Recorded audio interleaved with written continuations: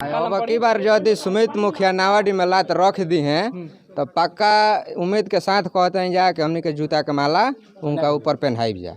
जूता के माला काहे पहनाई जा? ऐसे कि एजा कुछ कामे नहीं खे भइल। हाँ दयनीय बा।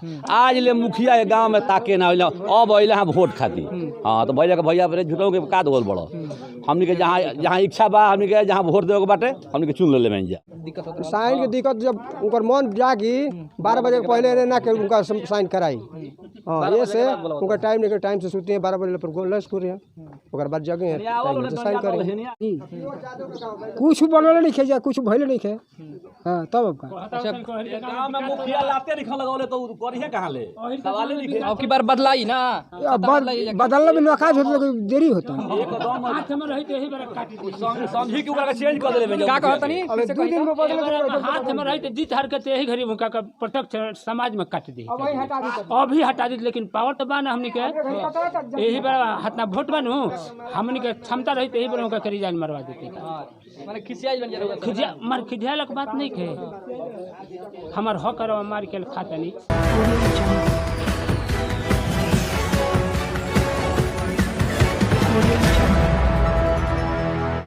नमस्कार, स्वागत है। आप देख रहे हैं बक्सर ऑनलाइन न्यूज और मैं हूं आपके साथ गुलशन सिंह। बिहार पंचायत चुनाव को लेकर के जितने भी ग्रामीण इलाके हैं वहां पर जितने भी प्रत्याशी हैं, मुखिया पद हो या सरपंच पद हो, बीडीसी पद हो, सभी लोग जनता के बीच जाकर के और विकास के नाम पर अब उनका वोट जो है उसको अपने पाले में करने का कोशिश में लगे हुए हैं। लेकिन ज़मीनी हकीकत क्या है इसको जानने के लिए आज हम लोग पहुंचे हैं कुरानसराय पंचायत के अंतर्गत नावाडी एक गांव आता है, उसी गांव में। और यहां पर आप देख सकते हैं पीछे में ग्रामीण जो जनता है, आम जनता जो कि वोटर हैं यहाँ के, वो हमारे पीछे खड़े हैं और वो लोग अपना जो विचार बताएंगे कि किस आधार पर इस बार वे लोग मुखिया का चुनाव में मुखिया का चयन करेंगे और क्या कुछ इनके गांव में विकास हुए हैं इस बार। सबसे पहले बाबा रहुआ बताएं, क्या नाम पड़ी रहो? हमार लक्ष्मण सिंह। कौना गांव के हैं? नावाडी। कितना विकास होइले रहुआ के यहाँ 5 साल में? रहुआ देखा तनी जे कितना वार्ड ले ले, मुखिया ले ले, सरपंच ले ले कोइले है नावाडी के नगरी के। रहुआ तो खुद मालूम है नजर हमारा मालूम नहीं करो। अब तब देखते बने कि घूमिए लिहनी तब हम का बताई विकास का ना तो देखनी है। रहुआ बताइए अपना मुंह से का स्थिति बा जाके। स्थिति तो है बा जे किचड़ा में सब बाल बच्चा माल गोरु बा ई तो कहीं निकले लक शरण बा कोई रहुआ देख चल के आंखें के सामने बा। अच्छा 5 साल बीत गई, ये मुखिया रहले हैं वो अइले हैं कि ना? अभी एको दिन ना, एको दिन एक दिन काल ना परसों चौथा जाई रहना वोट मांगे खाते। हाँ बस तब रहुआ सब वोट केकरा के देतनी जा? वोट तो दिया ये बिहके के केकरा के ई काम करस ई लखन ना अनु हो इनके के वोट माने बदले के फॉर्म बन जाब की बात। एकदम तो जरूरी बा। वार्ड तक ले जौन होके सब बदल दो, माने अब की बार बदलाई एकदम बदलाव बा भैया। और वो गांव में माने विकास भइल नहीं के? अब कहां विकास भइल बा? है नलियो है गलौला रहनु तो खत्म बा। अच्छा राउर नाम का पड़ी? रास बिहारी। कौन आधार पर की बार वोट करम जरूर सब? हमनी के राम लखन सिंह के देवे के फॉर्म बनी जा। राम लखन अंसारी। अच्छा काहे राम लखन के देम जरूर? कुछ काम नहीं होते का कर जा अब इहो का कर है इनको को देखल जा। माने अब की बार बदलाव के मूड में बानी जा। नावाडी के कितना विकास भइलो 5 साल में? एको और नहीं के भलते अब का अभी पानी हमनी के निसार नहीं पता है नहीं है ताकि है विकास के भइलो के पानी लावा रहुआ बताई जांग भर पानी लागल बा। पैसा सरकार तो पूरा भेजला सब पंचायत में भैया पैसा भेला से मुखिया अपना मतलब में अपना गांव में लगौले बने हमनी के टोला में कहता जा के कोई वोट देले हम वोट या बनाई माने भेदभाव भइल बा ना। अच्छा सुनी ना, हमारा द्वार पर देखी हम सुरेश सिंह बोलतनी नवेडी के, हमारा द्वार पर 3 बार नापी भइल, वार्ड के नापी ख गइल। कनी मुखिया जी पैसा हथिया खौजा करवा दी तो कहता जे ना पैसा नहीं है फंड में, तार वार्ड कमी करता, वार्ड के बोला देनी तो भाग गइले मठिया पला वार्ड आइल भाग गइले। तो भैया ऐसा मुखिया रखे का करब जा? हमनी के मुखिया अपन चुन ले भैया लखन अंसारी के आ इनका विश्वास बा कि हमनी के काम खूब बढ़िया करे हैं। काम का लगत रहुआ खाली एगो गांव के माने ना सब पंचायत में पंचायत पूरे पंचायत भर के ये इहे नहीं कि नवेडी के करी हैं, पूरा पंचायत खाली हमनी करते हैं जे सबके काम करो। हां कितना दिक्कत होला रहुआ सब की? हां अभी माने जल जमाव के जन बात कहत। अरे दिक्कत हमनी के भर बरसात ले लेती ले कैसो मेहरा लइका गीजन सह के जा रहल तो भैया अपना मुखिया के हमके बार कोनी जा मुखिया के वार्ड के जिम्मेवारी दे देले वार्ड बिर जात एकरा पर कंप्लेन दिहल भाई भैया एगो कढ़ाई हमनी के निकलल बा सरकारी मुखिया से कहनी कि मुखिया जी ना करब तो कम से कम भराइल बा कढ़ावा एकरा के निकलवा दी के नल जल जाल लागल बा ई रोड से पानी निकल जाई ना बाहर में निकल जाई कलवान जी हमें पैसा पे कम कराई हाँ मैं साफा कहता हूँ हमें पैसा नहीं खे हम ना कराई हम भाई ठीक बा भैया। अच्छा है ना इतने रहुआ सामने आई का नाम पड़ी राउर हमार हाँ तनी चाहिए देवे ई सब कीचड़ उचड़ लागल बा का कहल चाहता नहीं का चाहता नहीं कि माने गली नाली सब बन जाओ। हाँ तो ना बनल है अब की बार ना 5 साल में ना बनल ना वो तो कुछो ना कैला हन कहूँ ना अइले तो कहूँ ना ने बाबू एगो हमर बूढ़ो पेंशन बिगड़ रहे पेंशन अभी तक लगवा नहीं के बहु अभी का भइल है पर परिया ऐसे 2-4 महीना भइल अच्छा आ तब लोग का कहते रहे कोन हे वाट के 3 घड़ी ले गोल कहता कि हो जाई 5 दिन में हो जाई कुछो ना भइल।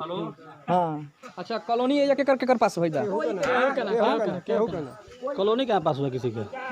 कॉलोनी के पास होइल किसी के कॉलोनी पास नहीं हुआ है। कितना आबादी है नवाडी गांव में कितना आबादी है यहाँ का आबादी 1200 से ऊपर है। 2 वार्ड में 1236 वोट 1236 वार्ड है और उसके बाद जनसंख्या उससे भी ज़्यादा होगा। परिवार तो सब गरीब है यहाँ पर सब गरीब है मगर अधिकतर लोग का APL में नाम है, BPL भी नहीं है, APL में नाम है। कुछ ऐसे भी लोग हैं जिनके छत नहीं है उनको भी APL में जोड़ कर रखा है। एकरा भी 50 बीघा के धरती बा हाँ। उ बाटे BPL में आ जरा भी कुछो नहीं खे ईटा खाली जोड़ देला बा मजदूरी करके उ हो गेल बा APL में। तो एकर शिकायत रे सब अपन माने जनप्रतिनिधि से ना कइने जा कुल कइले भैया कोई सुने वाला बा सुनवाई नहीं खे कोई सुने वाला नहीं खे। मुखिया कहता जब पक्का के घर बतारा तू गरीब बड़ो घर में मुसरी दंड करती है मुखिया जाके एजा के मुखिया सुमित गुप्ता हाँ उतार ले तब बेचारा कहूँ ना गाँव में अइले हाँ माने अब तक बेदीन भइले हैं खूब सब मार मार बजलहू रही वोट टाइम में मत अइहो अब का आइल बड़ी का बताओ करे भैया कहते हो कि हमारा दोस्त नहीं के वार्ड के दोस्त हां हां वार्ड पैसा निकाला तनु काम करता तुम का वार्ड जता भिरी नु त मुल्कवा के भागीता हां काहे इतना नाराजगी भाई जा नाराजगी विकास के लेके विकास नहीं के भाई ना का लगा तब की बार बदलाव होई अभी बदलाव कर रहे पूरा बदलाव हुई पूरा कुरान सर पंचायत आ गए बा विश्वास करें का मूड बा जाके जनता के मूड बा के मुखिया प्रत्याशी चेंज कर जाओ क्योंकि हमारे गांव में विकास लेख है थोड़ा सा भी विकास लेख है जहिया से नल जल चालू बा वो दिन से जनता भी एको गिलास पानी लेके गई नल जल से ना पानी का निकासी बा ना कुछ बा माने विकास के कार्य एजा नहीं के ना विकास का नाम कोई लिखे ना नाम विकास खोजब तो हमारा गांव में कुछ लिख अच्छा 8-10 गो प्रत्याशी होई है खड़ा हुई जी हाँ तो केकर चयन भइल बा की बार लखन अंसारी के लखन अंसारी के तो मतलब और लोग जे प्रत्याशी बा उहो तो वोट मांगे आवत होई जा हाँ हाँ तो उ सब लोग अपन अपन एजेंडा लेके आवत होई केकर एजेंडा से सब प्रभावित भई जाके लोग एजा के लोग सब लखन अंसारी बने इनकरा के सब कोई जनता चूज कैले बा इनकरा के वोट दिया विकास होई भैया अच्छा काहे इनका के करता सब ऐसे कई नवयुवक बने यहाँ का सब जाना ताकि काम करी हैं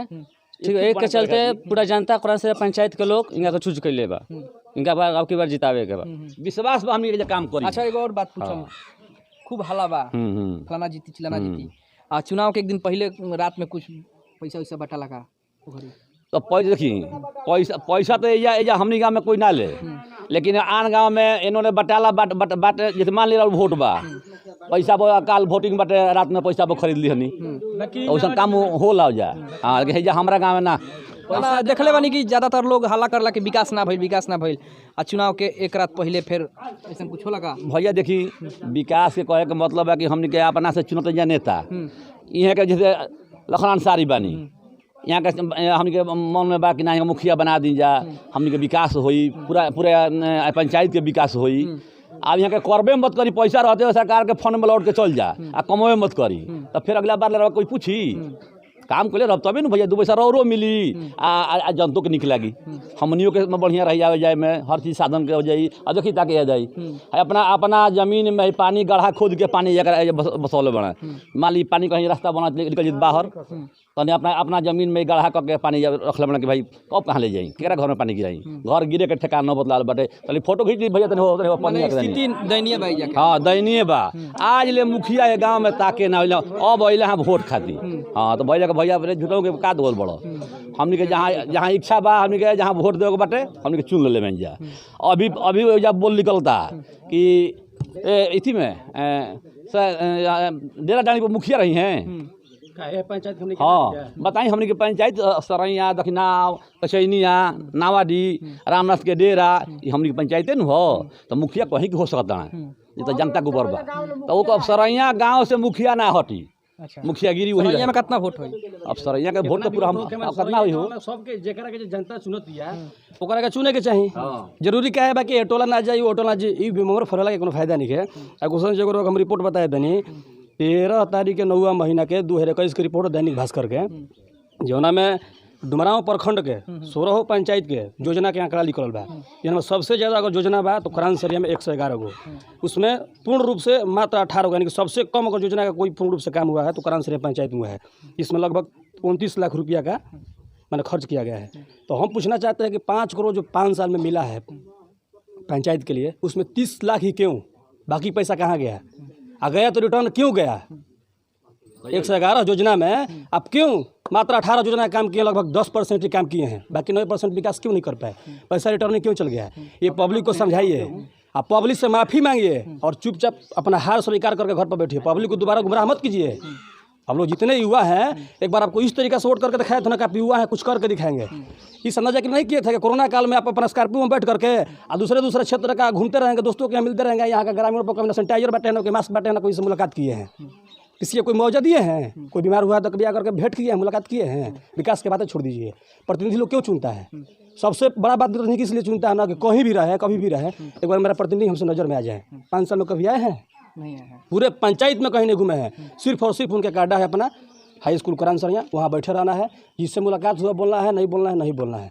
बुजुर्ग लोग सबसे ज़्यादा इस समय उनको मैंने क्या बताएं, अब शब्द क्यों बोलें, मैंने सबसे ज़्यादा अब शब्द बोल रहा है, बोला कि रिस्पेक्ट करना भूल गया है।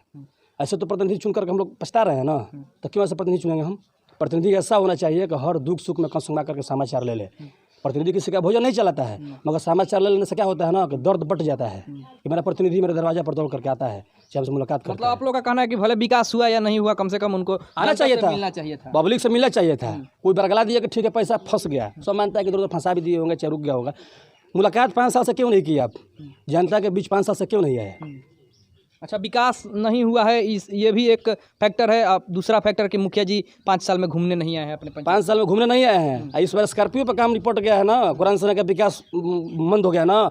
अब की बार अगर हाथ में चल जाता है उनके ना तो फॉर्चूनर पे जाकर के विकास रुक जाएगा, ओनली उनके फॉर्चूनर पे, बाकी पब्लिक या कोई कुछ नहीं होगा। एक बार स्कॉर्पियो पर अपना विकास दिखा दिए हैं, इस बार फॉर्चूनर पर दिखाएंगे और फिर 5 साल पब्लिक किसी तरह रोएगी। ये कचरा जितना भी है ना वो सब उन्हीं का देन है। का लागत बाबा, का नाम पड़ी रहो? हम धनजी सिंह। का माहौल भाई जखे? माहौल तो रवा सारी बात हम बता चुका नहीं। हाँ कि मुखिया भी जाते का तो वह हाल बा, वार्ड के कहनी का तो वार्ड। अच्छा कुछ लोग कहत रहल अभी कि उनका द्वार पर गईला पर मुखिया के यहाँ साइन उन खातिर दिक्कत होता है। साइन की दिक्कत जब उनकर मन जागी 12 बजे के पहले ना के उनका साइन कराई।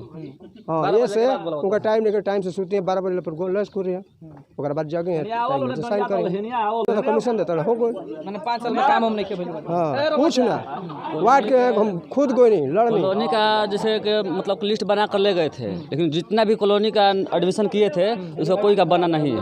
वो फंड में दूसरे गांव में आधारित दे दिए हैं पैसे के लेकर। मेरे गांव का कॉलोनी दूसरे गांव चला गया है, मेरे गांव में एक भी कॉलोनी नहीं बना हुआ है। काम पैसा लौट के गोल। हाँ बोली का लागत आपकी बात के चुनाव में? चुनाव में यह लगा था कि लोग वोट देता है विकास खातिर, कोनो विकास के जे चर्चे नहीं। आ दूसरा का बात ही वो है कि जब आदमी मन उठा के दिहल चाहता है कि हुंका के दे दी, हुंका के जीता दी, तो सब सुती जाता है। और का कहे के विकास के नाम पर। अच्छा नावाडी के लोग एजा सब जुटल बाटे तो कहत हटे कि मतलब मुखिया जी काम नहीं खन के लिए, खाली नावाडी में नहीं खन के लिए, आप पूरा पंचायत में नहीं खन के लिए? पूरा पंचायत में का कैले बना है अपना बरहम के गलिया बनौले बना, और का कैले बना। अच्छा शौचालय के काम भइल बा कि ना? काउ शेड सबसे ज्यादा सरकार के तरफ से आइल बा, पता ही नहीं ये तो सब किसान लोग था तो केहू के कुछ नहीं के बनल ना। का कहत नहीं, फिर से कहीं हुआ सगरे कुल काम भइल बा, नावाडी में कुछ नहीं के भइल। हाँ अच्छा ई काउ शेड रहुआ सबके सब कितना किसान हुई है एजा? एजा 2.5 साल 3 साल ऊपर बना, काउ शेड ना बनल के कुछ नहीं के बनल तो काउ सेट कहता नहीं, कुछ बनल नहीं के, कुछ भइल नहीं के। हाँ तब अब अच्छा गांव में मुखिया लाते लिखल लगौले तो बढ़िया कहां ले सवाल ही नहीं। अब की बार बदलाई ना, अब बदलने में नकाज होता है, देरी होता है। हाथ में रही तो यही बार काटी दी। समझी कि ओकरा चेंज कर देले का कहत नहीं? अब 2 दिन में बदल हाथ में रही तो जीत हार के यही घड़ी उनका का प्रत्यक्ष समाज में काट दी अभी हटा दी लेकिन पावर तो बा ना हमनी के यही बार हतना वोट बनू हमनी के क्षमता रही यही बार उनका रिजाइन मरवा देती माने खिसियाई बन जाएगा मर खिझालक बात नहीं खे हमार हक और मार के खाता नहीं वार्ड जाता था कहता कि पैसे नहीं खे वार्ड क्या होता था हिंडल योजना के भइल बा कितना रुपया पैसा निकाल के खा हाँ अब की बार यदि सुमित मुखिया नावाडी में लात रख दी हैं तो पक्का उम्मीद के साथ कहते हैं जा कि हमनी के जूता के माला उनका ऊपर पहनाई जा।